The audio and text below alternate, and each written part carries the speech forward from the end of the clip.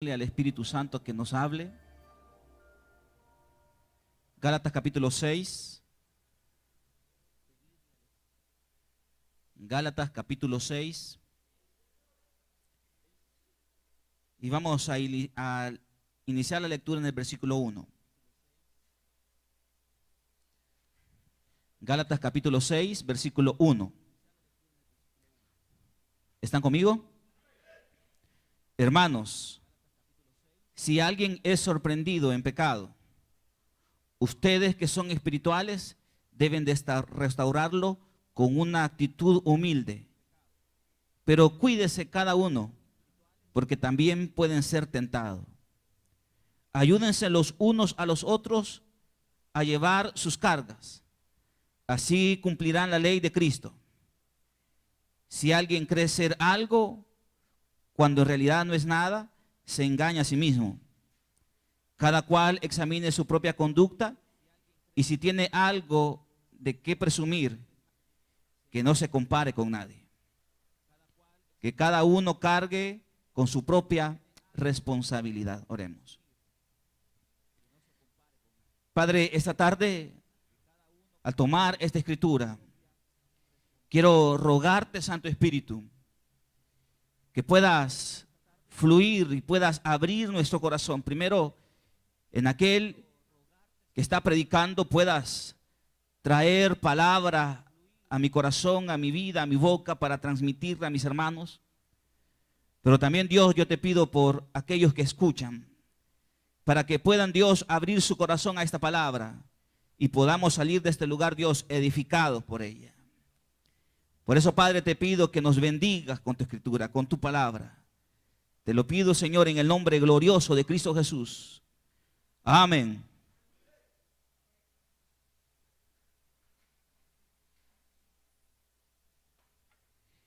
Quiero tomar el versículo 1 para arrancar e iniciar esta tarde la predicación. Y me gustaría poder abordarlo desde el punto de vista y del cual fue abordado en el primer servicio.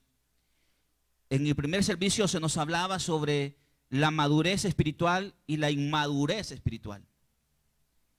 En donde podemos demostrar la madurez, en donde podemos demostrar inmadurez. Ya lo decía la palabra, la persona adulta, el mayor de edad y el menor de edad. ¿Cómo, según este versículo, nosotros podemos ver si somos mayores o somos maduros en la fe o todavía hay cosas inmaduras dentro de nosotros? Porque una de las cosas, hermanos, que podemos mostrar en nuestra vida espiritual, en el compartir como comunidad, es demostrar si somos maduros o somos inmaduros. Podemos estar ya años en la iglesia, pero podemos ser personas inmaduras. Una de las cosas que la religión trae a la vida de los creyentes es una inmadurez. Porque la religión nos hace pelear por cuestiones hasta cierto punto insignificantes. Una persona madura es una persona que logra asumir, es una persona que logra respetar a la persona que está a la par o a la persona que está enfrente. Una persona madura es una persona que asume y tiene un punto de vista más amplio. Un niño pelea por cualquier cosa. Un maduro no pelea por cualquier cosa. Usted puede ver en la etapa de la vida del ser humano cómo los niños pelean por un juguete.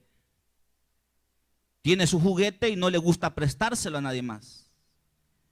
Y si usted tiene hijos pequeños, se puede dar cuenta de eso. Como algo tan pequeño, tan insignificante como ver un canal de televisión se transforma en un punto de discusión. Y hay algunos que no solamente son niños y pelean siendo niños, sino que ya llegan a un punto ya de madurez o de adolescencia y de juventud y aún siguen peleando por cosas insignificantes y pequeñas. Y lo único que se demuestra frente a ese tipo de cosas es que aún hay inmadurez en su interior. Yo creo que como cristianos, como el pueblo de Dios, al leer la palabra, todos nosotros debemos de buscar ser maduros en la fe. Habrán cosas de tu hermano que no te parecen. Habrán cosas de la persona que está a la par tuya que no compartes. Pero porque no lo compartas, no significa que él o tú estén en lo correcto o estén en un error. Más creo, hermanos, que como iglesia debemos de buscar el ser maduros, el entender y el tratar de comprender. Y quiero comparar el versículo 1, asumiendo que Pablo está refiriéndose a personas espirituales, porque a lo largo de la carta también Pablo pues está recriminando, está señalando a personas que tienen prácticas inmaduras, que un día vieron la gloria de Dios, lograron disfrutar de la presencia de Dios, de las señales milagrosas de lo que significa el evangelio y el respaldo de Cristo. Pero un día se convirtieron en religiosos y la religión los convirtió en inmaduros. Pero asumiendo que el versículo 1 nos habla acerca de personas maduras, ¿qué era el comportamiento o cómo debe de ser el comportamiento de personas maduras dentro de la comunidad? Y quiero compararlo con primera carta a los Corintios, sin perderme Gálatas, capítulo 3, versículo 1, que dice de esta manera: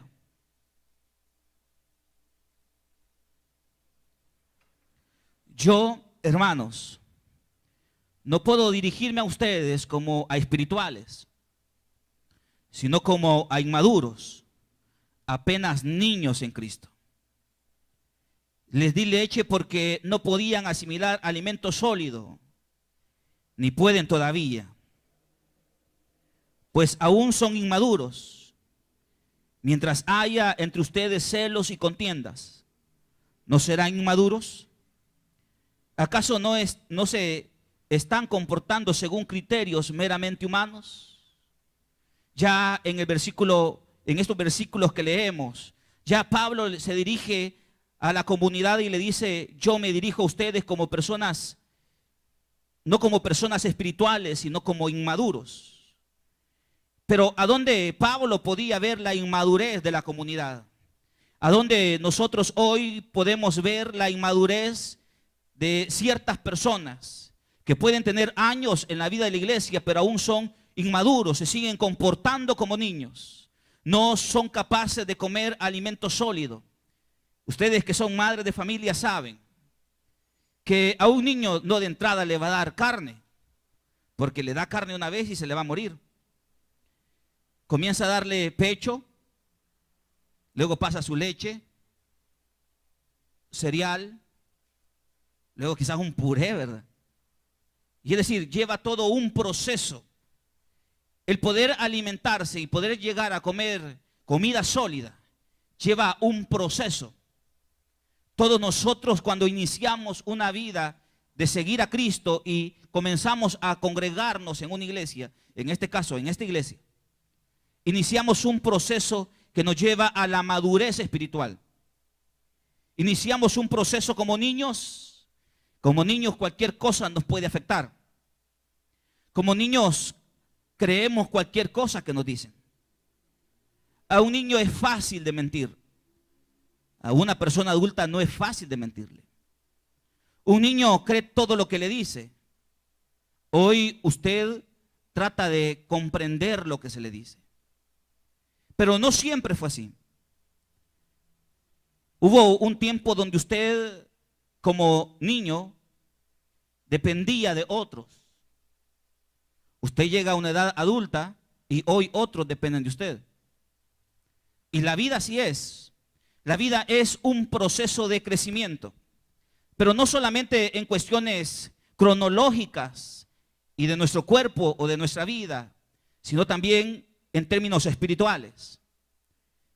Nuestra participación en la obra de Dios el venir a la iglesia debe de buscar una sola finalidad, y es que todos o usted aprenda a crecer, aprenda a crecer en todas las áreas de su vida. El apóstol Pablo en Corintios nos habla acerca de personas que son inmaduras, que ya tienen un tiempo de estar en la iglesia, pero su comportamiento, como dice el versículo 2, les di leche porque no podían asimilar alimento sólido, ni pueden todavía, pues aún son inmaduros. No estoy hablando de la cronología ni del tiempo, sino que estoy hablando sobre aspectos personales, aspectos espirituales, cómo abordo la vida, cómo abordo las situaciones personales que vivo, cómo abordo las situaciones ministeriales que vivo. Soy capaz de mostrar madurez. Y el apóstol, en los versículos que leemos, el apóstol plantea un comportamiento de los inmaduros. Y si aquí usted practica lo que dice, debería preguntarse, ¿sigo siendo un inmaduro o soy maduro? Versículo 3. Pues aún son inmaduros, mientras haya entre ustedes celos y contiendas. Mientras exista en la iglesia, mientras exista en medio de nosotros celos, rivalidades, contiendas. ¿Sabe qué dice Pablo que somos? Niños inmaduros. Mientras sigamos peleando por cosas insignificantes dentro de la iglesia, mientras sigamos discutiendo por cuestiones estéticas, por cuestiones superficiales, por cuestiones externas, lo que estamos demostrando según la palabra que Pablo y el Señor nos plantea es que somos inmaduros. ¿Cuánta inmadurez hay en medio de los ministerios, por ejemplo? ¿Cuánta inmadurez hay entre el antiguo, por no decir el viejo, para no ofender, entre el antiguo y el nuevo? ¿Cuánta discusión surge cuando aparece el nuevo en el ministerio? El nuevo siempre trae ideas frescas, nuevas, novedosas. Pero los antiguos tienen una manera de hacer las cosas, tienen una manera de realizar las cosas. Y esto no solamente valga para hoy, sino que también en tiempos de Jesús. El mensaje de Jesús era un mensaje revolucionario. El mensaje de Jesús era un mensaje que no iba de acuerdo a las costumbres, a los ritos, a las prácticas de la religión. Jesús con su enseñanza estaba trayendo un conocimiento nuevo, el reino de los cielos.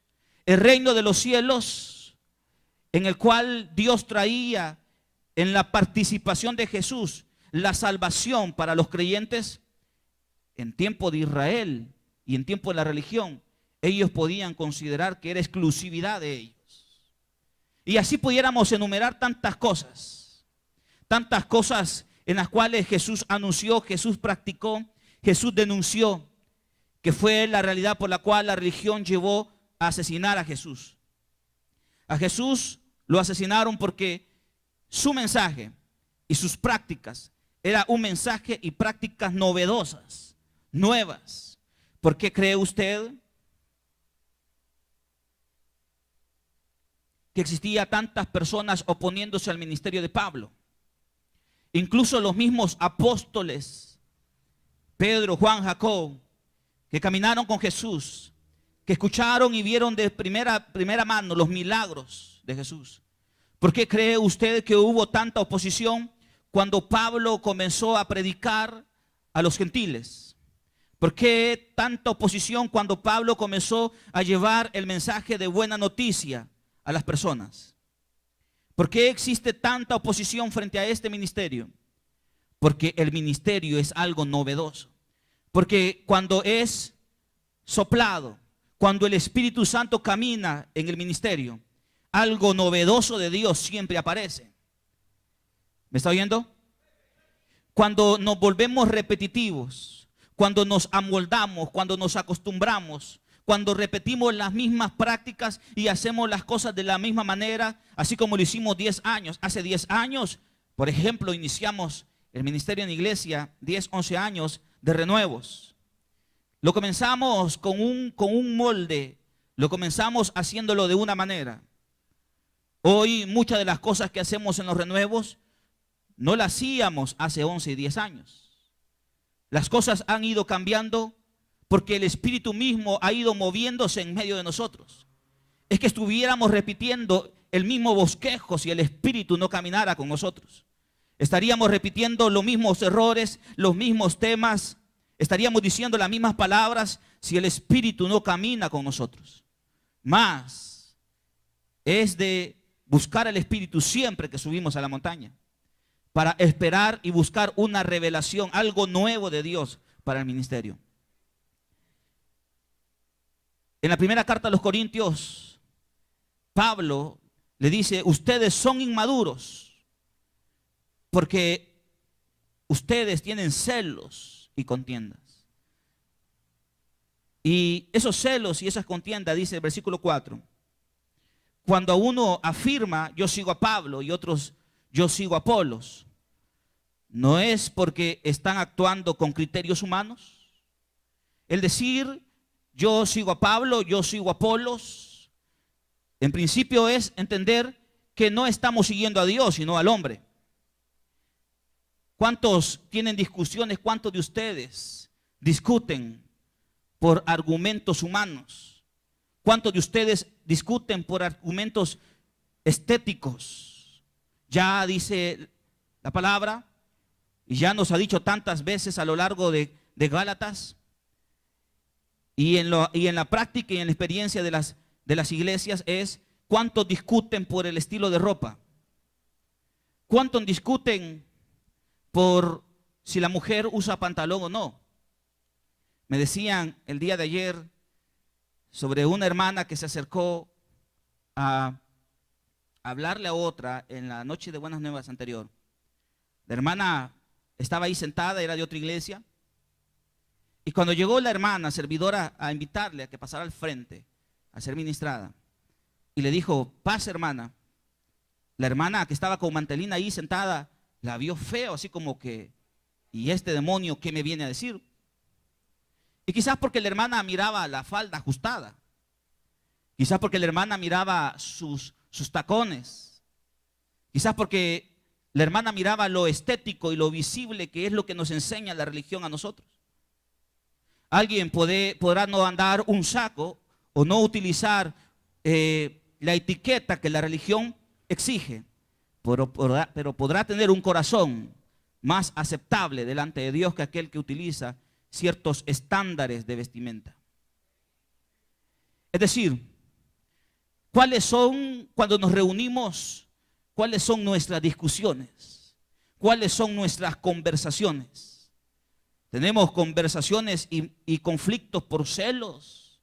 Es que aquel apenas acaba de entrar al ministerio y ya lo nombraron líder de grupo, y yo, que tengo más tiempo de estar en el ministerio, ni me vuelven a ver. Es que esta apenas va comenzando, 2 ensayos lleva y ya le pusieron ahí como en el coro. Este apenas va comenzando y ya lo colocaron a servir. Pero no es que nuestras conversaciones sean para favorecer el crecimiento de otros, sino que nuestras conversaciones son para argumentar y hacer decrecer al otro. Y eso es una de las cosas que nos plantea Gálatas. Regresemos a Gálatas.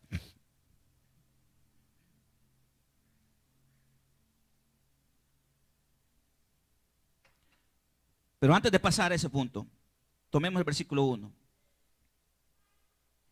Si alguien es sorprendido en pecado, no es que alguien peque, es que todos pecamos. Pero en este caso es, si usted o yo fuimos sorprendidos en pecado, ¿sabe qué es o cómo se debe de comportar el hombre maduro y el verdadero espiritual? Ustedes que son espirituales, deben restaurar con una actitud humilde. Esta es la actitud de un hombre espiritual y de una mujer espiritual. Restaurar. Y restaurar podemos tomar este sentido. Es restaurar lo que se ha fraccionado. Restaurar la desviación del hermano. Y ya conversando, usábamos este ejemplo. Es como que usted se dirige a un lugar y usted tiene un camino señalado y destinado para llegar a ese lugar. Pero de repente usted, sin que usted se percate, usted se movió 1 centímetro del camino que lo lleva a aquel punto. No es lo mismo que esté en esta posición a que yo esté en esta posición. En este punto podemos parecer estar allí, pero a medida avance, yo me iré distanciando más del punto original en el cual me debo de encontrar. Restaurar al hermano es aprender que todos tenemos un momento de desviación en el camino. Restaurar al hermano es aprender a restaurar lo que se ha fraccionado. ¿Y por qué hemos de hacerlo? ¿Por qué usted corrige los errores? Porque si usted no corrige los errores, usted estará trabajando en vano. Y el otro sentido es este. Restaurar al hermano es remendar las redes. ¿Qué estaban haciendo los apóstoles cuando Jesús pasó por donde ellos estaban? Remendando las redes. ¿Por qué un pescador se tomará el tiempo de remendar las redes? Porque si no, los peces se le irán por ahí. Estará haciendo un trabajo en vano. Estará haciendo un gran sacrificio para muy pocos resultados. Y eso a muchos de nosotros nos puede pasar. Hacemos grandes sacrificios y vemos muy pocos resultados. Sería de preguntarnos, iglesia, si no es necesario que restauremos algo delante del Espíritu esta tarde. ¿Por qué hacemos tanto esfuerzo? ¿Por qué hacemos tantos sacrificios y no vemos el resultado de eso? Sería que le preguntemos al Espíritu, Espíritu, ¿qué cosas de mi vida yo debo de restaurar? ¿Qué pensamientos, qué actitudes debo de restaurar? Porque estoy viendo muy poco resultado en las acciones que emprendo de cara a mis proyectos personales, mis proyectos espirituales y mis proyectos económicos. Pero ¿por qué se puede romper una red? ¿Por qué puede una red romperse y hacer más deficiente el trabajo que nosotros hacemos? Y aquí podemos utilizar la idea de aquel hombre que se le rompe la red. La red se puede romper por una debilidad de la misma red. La red ha sido usada muchas veces y está débil. ¿Por qué podemos nosotros romper nuestra vida de servicio y de seguimiento a Jesús? Porque nuestra vida se ha ido debilitando. Hemos trabajado tanto, hemos servido tanto, nos hemos tirado tantas veces al mar que ni cuenta nos hemos dado que nos hemos ido debilitando en el camino. ¿Por qué se rompe una red? Porque la red se vuelve débil. ¿Por qué se puede romper también una red? Porque la carga es muy pesada. Muchos de ustedes, o muchos de nosotros, llevamos cargas muy pesadas. Llevan cargas pesadas y muchos guardan esas cargas pesadas en la profundidad de su corazón. Cuidado. Tu red puede estar a punto de romperse porque tu carga es pesada. Pero para eso apareció Cristo Jesús. Vengan a mí todos los que están cargados y cansados, y Él nos dará descanso. y Él nos permitirá llevar y sobrellevar las cargas pesadas que tenemos. La red se puede romper porque la carga es muy pesada. Pero también la red se puede perder, se puede romper. Al ser tirada al mar, la red se puede enredar y al jalarla, la red se puede romper porque se enredó. ¿Cuántos están enredados en situaciones que en vez de crecer, lo que hace es decrecer? ¿Cuántos de ustedes se están enredando? Están haciendo negocios, están enredándose no solo con personas, sino con acciones y situaciones que lo que pueden llevarlo, hermano, es a que usted vea su red rota. ¿Cuántos se están enredando en situaciones difíciles? ¿Cuántos hoy comienzan una situación, un proyecto, pero al finalizar terminan complicados?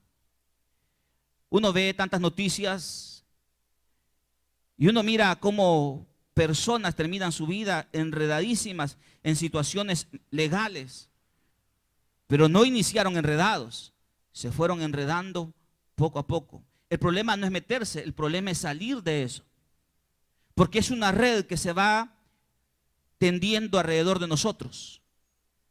Tu red se puede romper porque se ha enredado, pero también tu red se puede romper porque ha sido dañada.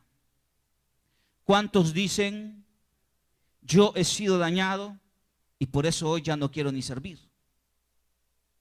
¿Cuántos dicen, es que a mí me vio mal tal persona, ya no voy a servir? ¿Cuántos dicen, es que a mí me habló mal el líder y ya no quiero seguir? La red se puede romper porque ha sido dañada por otras personas. Yo no sé cuál es el punto de tu vida esta tarde, pero lo que sí sé, hermanos, es que Dios quiere permitirnos a nosotros crecer y llegar a un punto de madurez de tal manera que cualquiera de estas cosas no nos aparten ni nos alejen del llamado de Dios de buscarle, seguirle y servirle. ¿En qué podemos valorar una persona madura? ¿Cómo usted puede considerarse maduro en la fe? Habrá muchos aspectos, habrá muchos argumentos, pero en esto que estamos leyendo es cómo yo, siendo espiritual, puedo servir de bendición para que aquel que está demostrando una flaqueza pueda ser restaurado. ¿Y cuál debe de ser mi actitud según el versículo 1? Con una actitud humilde. La restauración de otro debe de ser con una actitud humilde. Ahora, el que está buscando restauración dice, pero cuídese cada uno, porque también puede ser tentado. El que esté firme, mire que no caiga. Aquel que busca y se considera espiritual debe entender, según Pablo, que también está sujeto o puede estar expuesto a ser tentado y a caer donde ha caído el hermano. Por eso es que usted mira a Jesús acercándose a Pedro, después de que Pedro fue tentado y lo negó 3 veces.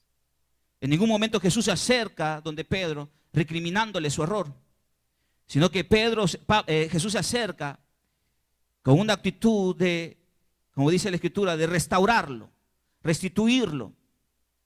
Él no se acerca con palabras ofensivas. Él se acerca por un principio, y es que mira a Pedro como un instrumento. ¿Sabe, hermano? Cuando nosotros veamos que alguien comete un error, más que señalarlo, debemos de buscar restaurarlo. Porque en ese punto todos podemos caer en algún momento. Todos. Usted dice, no, pero yo jamás voy a hacer eso. Usted puede decir, pero yo jamás voy a practicar lo que él practica. Y sabe que uno cuando está cerca del pastor y él porque conoce a muchos pastores de otra iglesia, uno se da cuenta que aquellas personas que más señalaron los errores de otros son los que terminan abandonando el ministerio y haciendo cosas iguales o peores de las que señaló. Por eso es que nadie puede ver para arriba ni escupir para arriba, porque le puede caer en la cara lo que usted escupa. Aquellos que un día podemos criticar y señalar y decir, este hermano Miguel, si este hermano lo que anda haciendo, no, hombre, eso no es de un cristiano. Hágale, Señor. No es de cristiano, solo cachada. Eso no es de Dios. Como ese hombre tiene el privilegio de servir y ser líder de un grupo de administración y anda haciendo esto. Y comenzamos a criticar y a señalar con las intenciones de apartarlo de su llamado y de su ministerio. No con las intenciones de restaurarlo, sino con las intenciones de apartarlo. Allí lo que estamos demostrando es, allá según Gálatas, Corintios capítulo 3, es una inmadurez, porque peleamos y porque tenemos contiendas por cosas superficiales. Quien los llamó a usted no es el pastor de la iglesia, quien lo llamó a usted es Cristo. Y el único que lo puede sacar de la iglesia es Cristo, porque Él te llamó. No te puede mover un ser humano, por más que llevan críticas a ti. Por más que la gente te señale, usted debe entender que está aquí por un principio, y el principio es: Cristo Jesús me llamó, Cristo Jesús me escogió. Y en ese proceso de la vida, estamos en ese crecimiento hasta aquel día que el Señor nos llame, y hasta entonces la obra de Dios será completa en nosotros. Por lo demás, hermanos, cada uno de nosotros está en ese proceso. Pero ¿sabe qué hace la religión? Como Él no se parece a mí, como Él no hace lo que yo hago, como Él, como le decían a Jesús, un comedor y un bebedor, porque Él come y se sienta con prostitutas, con recaudadores de impuestos. Él es un pecador igual que ellos. ¿Y por qué decían eso? Porque Jesús no tenía las prácticas ni las costumbres que los religiosos tenían. Y hoy en día, como iglesia, podemos estar haciendo exactamente lo mismo, diciendo: como Él no se parece a mí, entonces Él es un pecador. Porque no tenemos la capacidad espiritual de entender que muchas de las cosas que están dentro de nosotros son peores que las que tiene Él. Son peores. Aquel podrá tener un problema sobre algo sobre alguna práctica. Usted y yo podemos tener celos y contiendas en el corazón. Él, no, vamos a buscar otro. Él podrá cambiar en apariencia si modifica su comportamiento en la sociedad. Pero aquel que tiene guardados celos y contiendas en su interior jamás dejará de ser un inmaduro. Haciendo la comparación entre esos versículos, el maduro es aquel que busca restaurar al caído, pero el inmaduro es aquel que busca fraccionar, señalar, dividir y apartar a aquellos que no comparten su mismo pensamiento, sus mismas costumbres y sus mismas prácticas. Religioso, espiritual, maduro e inmaduro. Versículo 2. Ayúdense unos a otros para llevar sus cargas. Así cumplirán la ley de Cristo. Así cumplirán la ley. Pero usted puede ver que Cristo no escribió una ley. Aunque Cristo nos demostró con su práctica lo que nosotros debemos de hacer. Y así estar cumpliendo lo que Él hizo. Por ejemplo, 2 Corintios capítulo 8.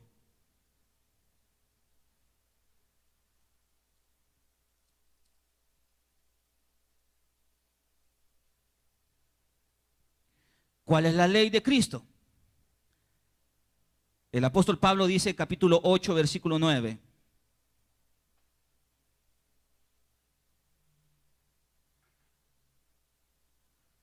¿Están ahí?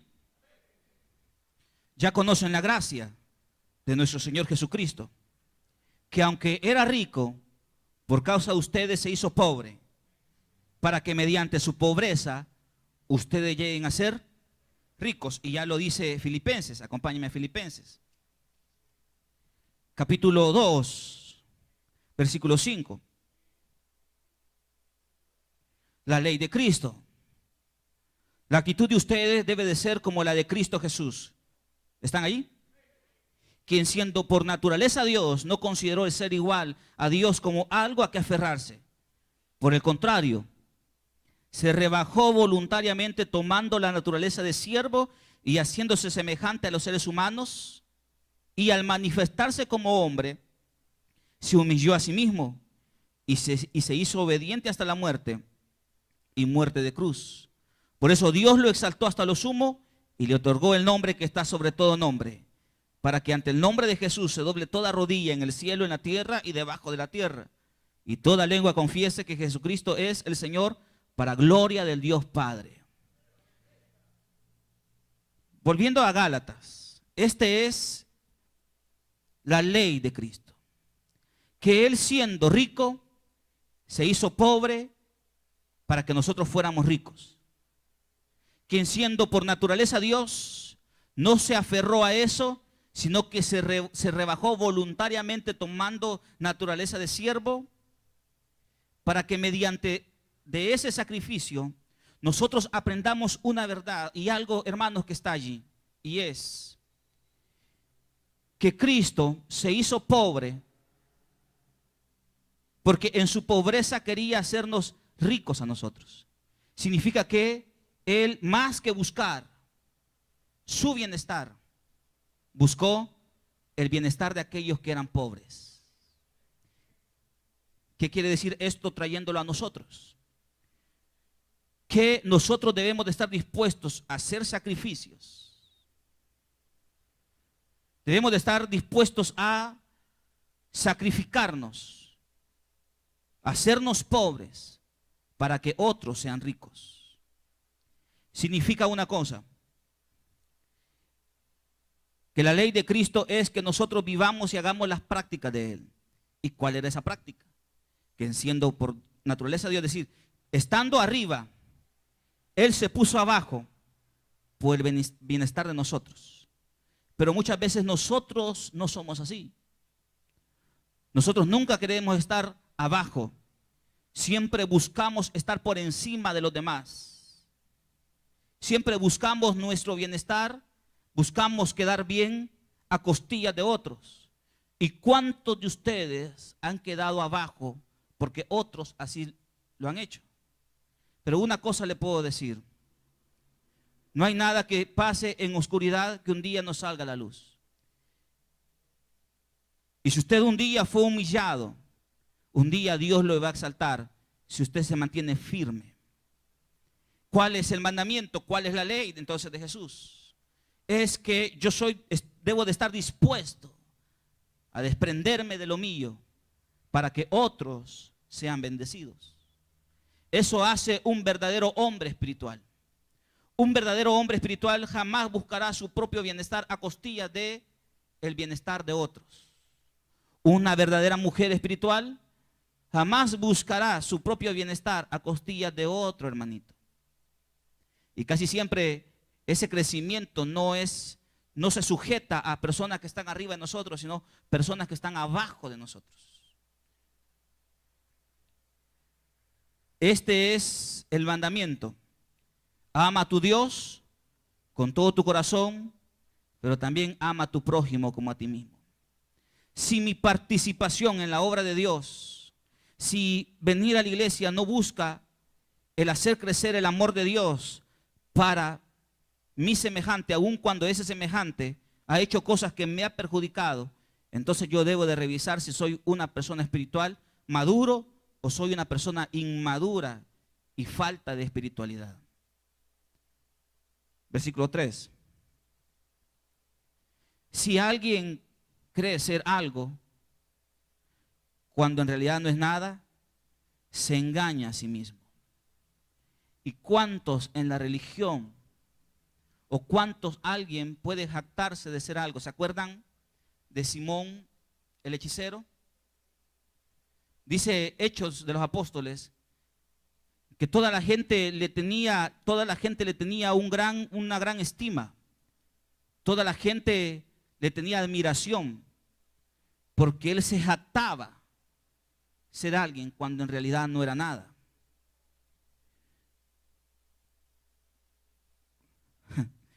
¿Cuántos en la vida de la iglesia es igual? Se pueden jactar de ser algo cuando en realidad no son nada. Y si son algo, no es por usted ni por mí, es por la gracia de Dios. ¿Qué hemos recibido? ¿Qué es lo que tenemos que no hayamos recibido? Aún los dones, el llamado, es producto de la misericordia de Dios. Nadie se puede jactar de los dones, nadie se puede jactar del llamado, porque al final es algo que ha recibido en la misericordia y en la gracia de Dios para su vida. Por lo tanto, ni el llamado ni los dones debe de ser algo en lo cual nos podemos de jactar. Al contrario, esos dones y ese llamado es para que sirva de crecimiento de la comunidad y del hermano que está caído. Versículo 4. Cada cual examine su propia conducta. Y si tiene algo de qué presumir, que no se compare a nadie. ¿Alguien tendrá algo que presumir? Dice la Biblia que no se compare con nadie.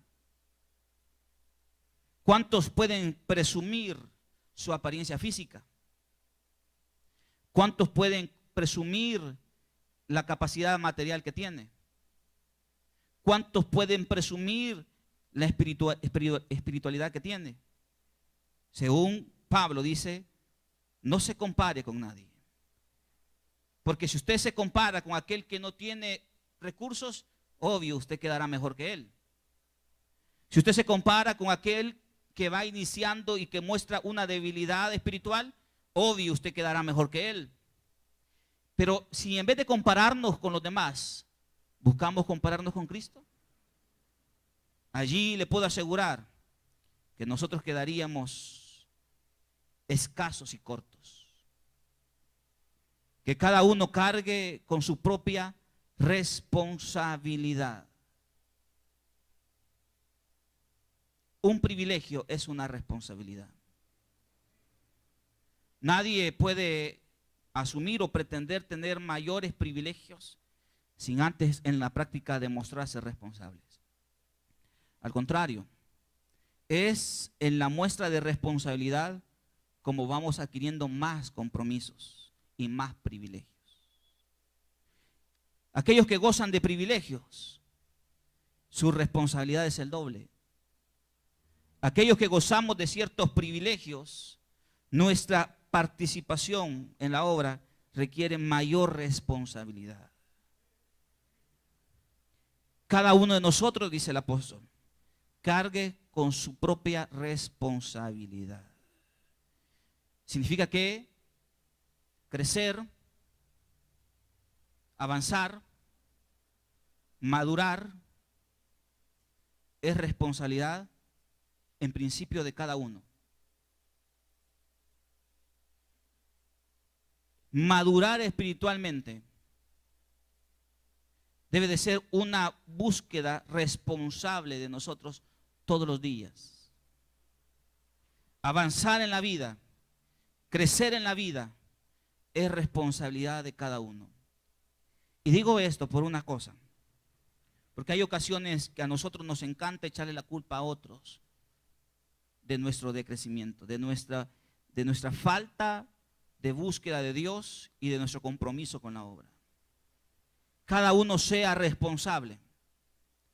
Usted, aun cuando tiene a su hijo a la par, llegará a un punto donde su hijo será responsable. ¿Sabe quién es el inmaduro? El inmaduro es aquel que no acepta responsabilidades. El inmaduro no quiere responsabilidades. Quiere que su papá y su mamá siempre estén cubriendo sus necesidades. El inmaduro es como aquel niño que no es capaz de valerse por sí mismo. Es como aquel niño que tiene en su casa, que cuando tiene hambre solamente le dice: papá, tengo hambre, y sabe que tiene un tata que le va a dar de comer. El maduro, el que quiere responsabilidad, es el que asume los retos, es el que está dispuesto a crecer su vida en base a retos. ¿A dónde podemos medir nuestra madurez? Cuando ya comenzamos a ser responsables y comenzamos a cubrir cosas. ¿Dónde podemos ver en términos humanos donde una persona se está haciendo responsable? Cuando el joven comienza a trabajar y comienza a cubrirse sus propios gastos. Y sabe, hoy entiende y dice: yo me recuerdo cuando le decía a mi papá, o mi papá se quejaba y decía: no voy a ir a trabajar porque estoy enfermo. Pero mi papá decía: aunque esté enfermo voy a ir a trabajar. Y quizás el niño no lo entiende. Pero hoy, cuando usted ya está en el lugar, usted dice: yo debo de ir a trabajar porque si no trabajo me van a descontar. Por poner un ejemplo.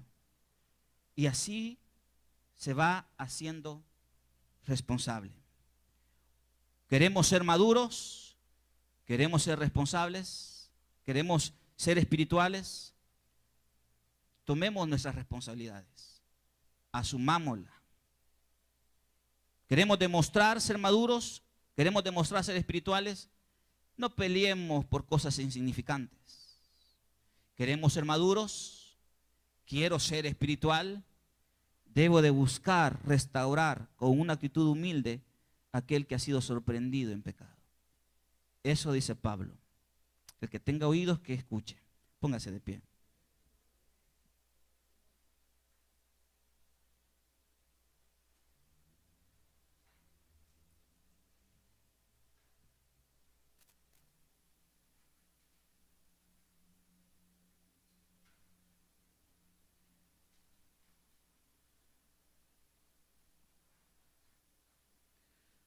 ¿Cuántos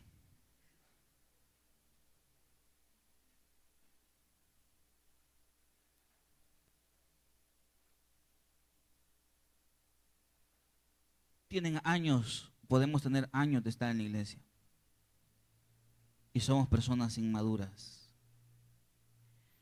¿Cómo reacciona usted frente a algo que no le gusta? ¿Cuál es su manera de pensar? ¿Cuál es su manera de actuar? ¿Cuál es su comportamiento? ¿Cómo es su relación con los demás? ¿Cómo busco ser de bendición a los demás? ¿Cómo busco restaurar a los demás? ¿Cómo busco restaurar al que se ha caído?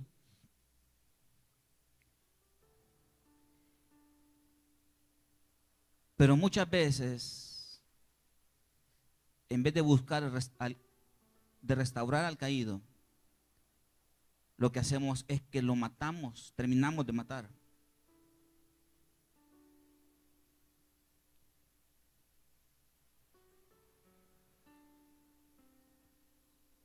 ¿Cuántas veces, en vez de ayudarle al hermano a coser la red, esa red que se ha roto,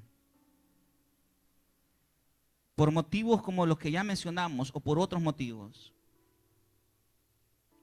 lo que hacemos es terminar de romper la red de aquel hermano que la está cosiendo?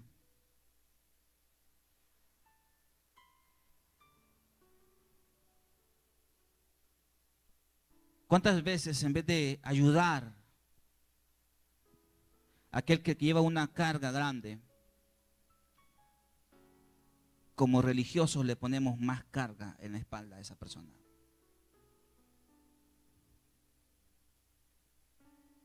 ¿Cómo es que buscamos ser espirituales y maduros en la fe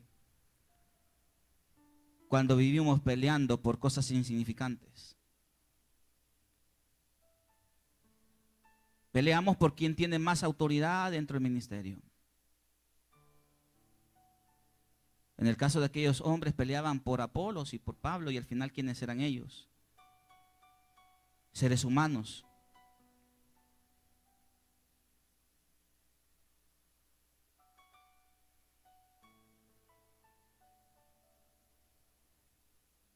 ¿Cuántos de nosotros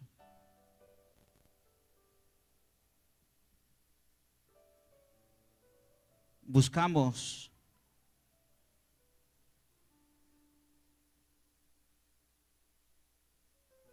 al caído para restaurarlo?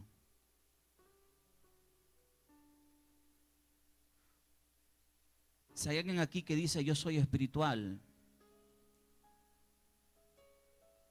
si hay alguien aquí que dice yo soy maduro, ¿sabe qué le dice el Señor? Busca a aquel o aquella que cometió un error y restáuralo. Más que los señales, restáuralo. Y así demostrará de verdad que eres espiritual. No es la espiritualidad de la religión, que se basa en cosas estéticas. Es buscar que el interior del ser humano sea restaurado.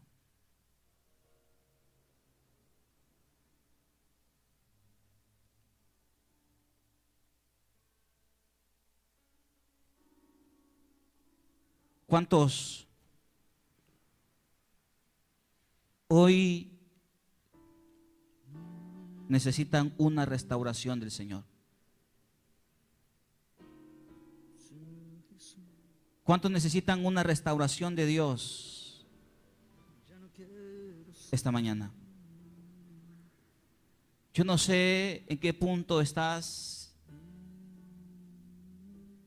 Quizás comenzaste a caminar y te fuiste alejando sin darte cuenta del Señor.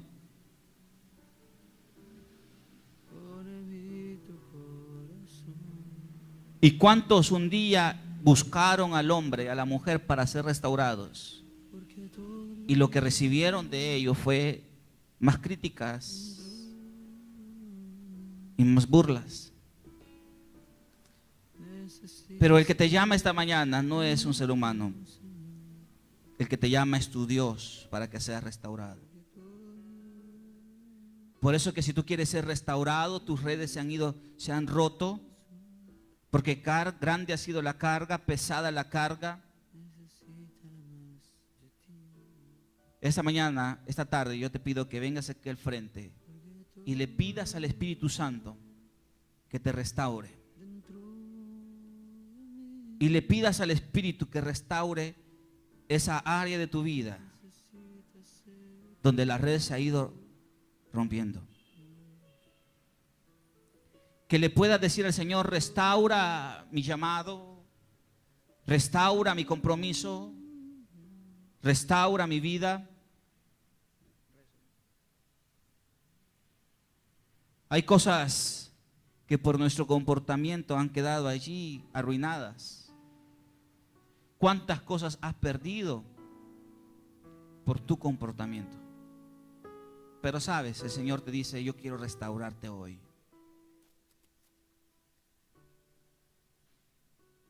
Por eso que si usted quiere ser restaurado en alguna área de su vida, pase al frente.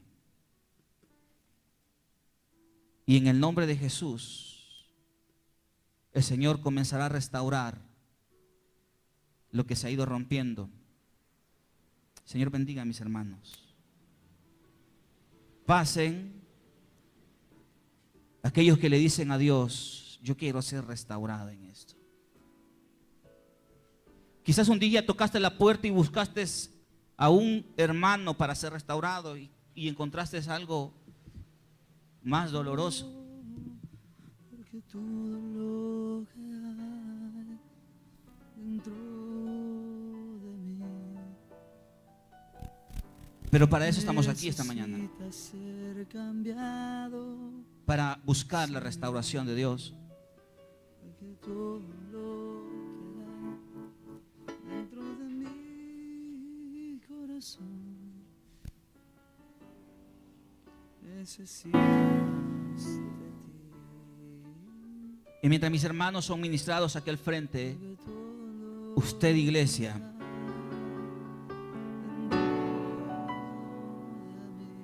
si usted en su vida, necesita ser usted se cree espiritual y es espiritual, su espiritualidad se demuestra en aprender a restaurar a aquel que está caído.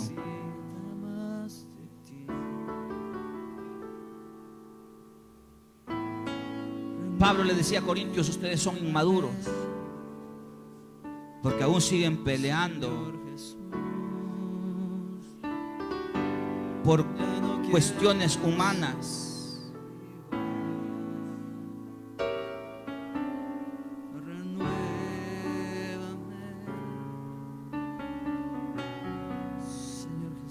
Todavía siguen comiendo, tomando lechita, cuando quiero darles alimento sólido. En la vida hay etapas. Un niño tiene una etapa. En un inicio solamente tiene alimentos líquidos, pero con el paso del tiempo se salta a ese proceso de comer alimentos sólidos, quizás no tan sólidos, pero comparada con la etapa anterior son un poco más sólidos. Y a medida va avanzando, aquella persona puede comer de todo. Así también quiere Dios en nuestra vida espiritual, que no nos quedemos en la etapa de conformarnos con tomar alimentos líquidos, sino que podamos avanzar hacia la siguiente etapa, a la etapa, como dice Pablo, de comer alimentos sólidos. Pero muchas veces, para llegar a esa etapa de alimentos sólidos, hemos de despojarnos de aquella espiritualidad religiosa, dejarnos llevar por el Espíritu, caminar por el Espíritu, hacer las cosas por el Espíritu.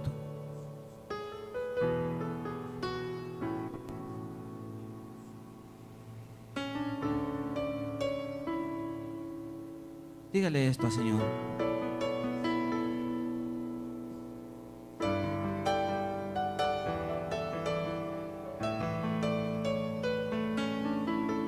Renuévame, Señor Jesús. Vamos, iglesia, dígaselo a Dios. Ya no quiero ser igual. Renuévame. ¿Qué cosas Dios quiere restaurar? Jesús,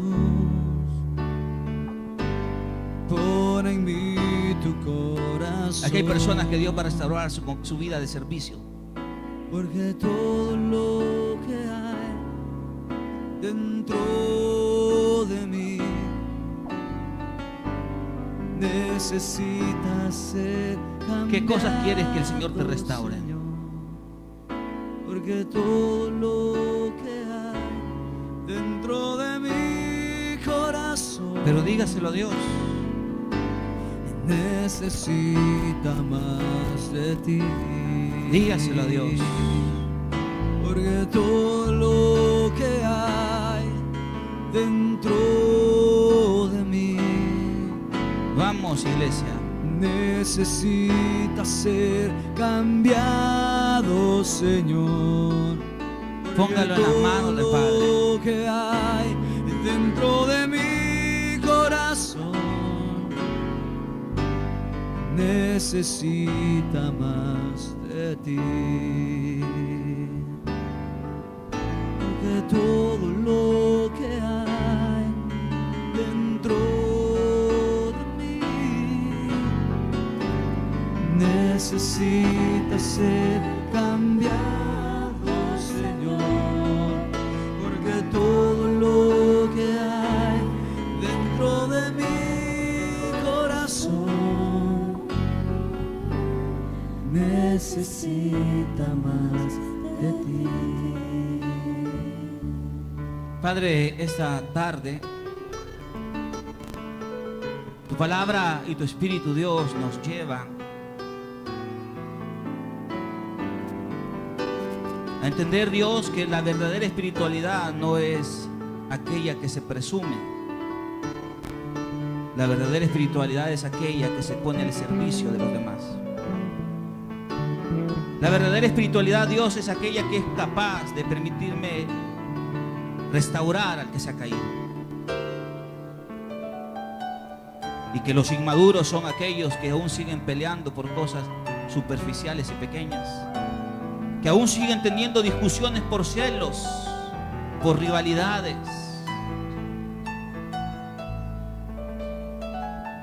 Padre, aquí están mis hermanos al frente. Ellos han venido a pedirte en el nombre de Jesús por algo específico, en el cual ellos te dicen: Señor, yo quiero que tú restaures mi vida en esto. La red, Dios, se ha ido desgastando. La carga se ha vuelto pesada. La red se ha dañado, Dios. Pero quiera tu Espíritu Santo esta tarde coserla para que no se rompa, Señor. Bendícelos, Padre, restáuralos. A tu amada iglesia, Señor, acompáñanos siempre. Y que entendamos, Dios, que si queremos ser realmente espirituales, debemos de aprender a restaurar a aquel que ha cometido un error. Gracias por tu bendita palabra, Señor, en el nombre de Jesús. Amén. Que el Señor nos bendiga a todos, hermanos.